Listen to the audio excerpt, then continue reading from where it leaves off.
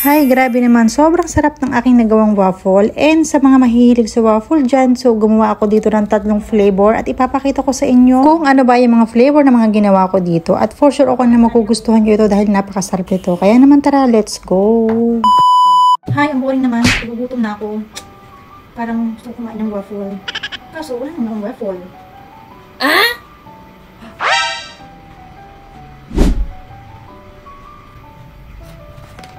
Ito na, may waffle na ako. Tara, magluto na tayo. Bale, ito nga po palang waffle na gagamitin ko is 500 grams. Pero hinati ko lang po ito dahil ako lang naman mag-isa. Pero kung kayo naman po yung magluluto nitong waffle, meron po itong instruction na makikita nyo sa likod ng packaging. So, sundan nyo na lang po kung paano or gaanong water yung ilalagay nyo po dito. Dahil kalahati lang po ng packaging yung ginamit ko dito. So, bale 100 ml lang po ng tubig yung nilagay ko dito. Naglagay nga rin po pala ako dito ng 1 tablespoon ng harina, 1 pirasong itlog, and vanilla essence para pampabango. I-mix na natin.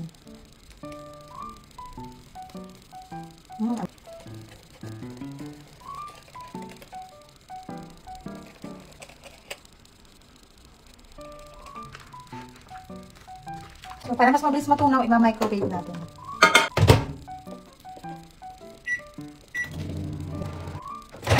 Natin yung butter. I-ready ko na dito yung aking waffle maker. Then, babrushan natin ito ng butter para hindi dumikit. Taas, no? Gamit ako dito ng maliit na sandok para pare-paras naman yung sukat.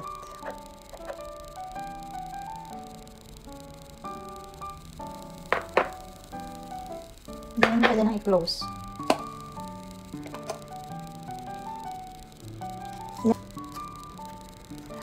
Lagay muna natin sa plato.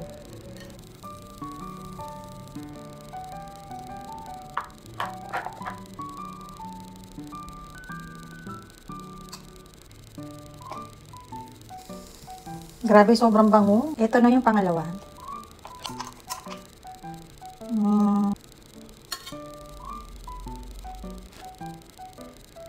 Habang hinihintay ko maluto yung last na waffle, so magtitimpla na ako dito ng collagen coffee. Yung collagen coffee natin. Bali, nakagawa nga po pala ako dito ng 6 pieces na waffle. And ang gagawin ko nga po pala dito ay gagawa ako ng 3 flavor. And ipapakita ko po sa inyo kung ano yung mga flavor na gagawin ko dito sa aking waffle. Kaya naman tara, let's go. Ito yung first flavor na gagawin ko, peanut butter. Sugar na rin to, kaya naman healthy pa rin.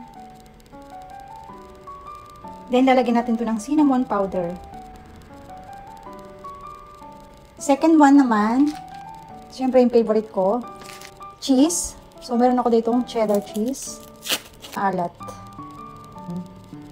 So, natin cheese. Flo. So, meron ako ditong whipping cream. Then, meron ako ditong blueberry. So, lalagyan ng whipping cream pa. So, ito na yung third flavor natin. Whipping cream with blueberry. Ayan. So, ito na siya lahat. So, para mas appetizing tingnan, yan natin ito ng whipping cream. Para mas nakakatakang tingnan. Pansin naman.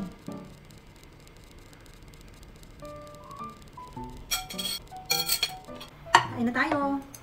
Ayan. So, with cinnamon. Dagdagan pa natin ng whipping cream. Peanut butter with cinnamon.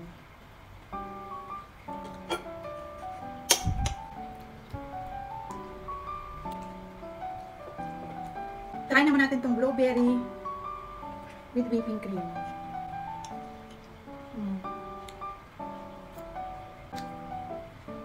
Perfect sa coffee.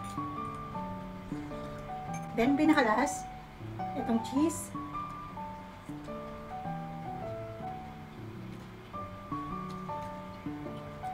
Pero pinaka nagustuhan ko itong peanut butter with cinnamon.